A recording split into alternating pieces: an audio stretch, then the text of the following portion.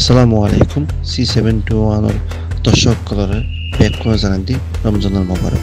এই মুহূর্তে ওনারা আরা দেখাই দিন মদিনা শরীফত আরা রসুল যে প্রথম পদার্পণ করছি কুবা শহরত কুবা মসজিদ এই সম্পর্কে ওনার বিস্তারিত দেখাইম। ওনারা শেষ পর্যন্ত চাইতে থাকুন।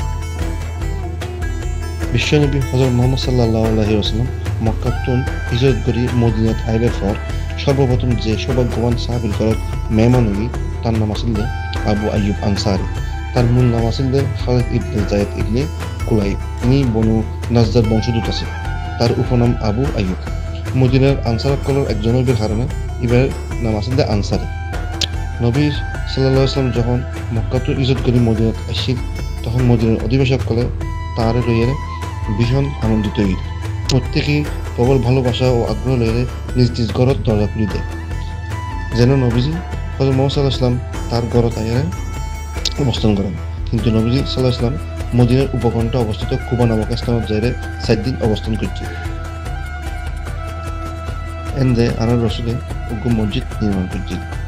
এন্দে মদিনার উদ্দেশ্য যাতে যারকুই কুবা শহরতুন এই সময় শীর্ষ স্থানীয় ব্যক্তিসকলে খামাইতি এবং আবদার গুজিদে তাতে এই জায়গাত ব্যাকরণ কর কানা করিয়ে বইয়েরে মেহমানদারি গুচ্ছের মতো আবদার গুজি। তো এরপরে রসুলে ওরতুন নামিয়ে হই দেখি ওটিবে সারিত ওটিবে জায়গায় যে জায়গাত বইব এই জায়গাত আরা মসজিদ বানাই নামাজ পড়ি পেলাই। তো প্রিয় নবীজির ওটিবে নিজ গতি যাই আস্তে আস্তে জগৎ যেতেই এনতে জায়গায় আল্লাহ বুঝতে জিগি আল্লাহ নির্দেশ এসেছে এই জায়গা তুমি ইয়া করো মসজিদ নির্মাণ করো। এই জায়গাত মসজিদ নির্মাণ করছি। এই মসজিদ নাম আসলে কুবা মসজিদ। কুবা মসজিদ ওনারা এখন দেখায় ওনারা সন ভিতরে বাইরে কত সুন্দর করে গেলে এই মসজিদকেও এখন পুনর্নির্মাণ করছি। আগে একরকম আসিল, এখন 1400 বছর আগের ঘটনা, এখন বর্তমানে পরিবর্তন যাচ্ছি। মানুষ আইয়ারে নফল নামাজ পড়িয়ে দোয়া করে আরো রসুলের উদ্দেশ্যে। Javed Sarwar C71 news, Medina, Saudi আরব।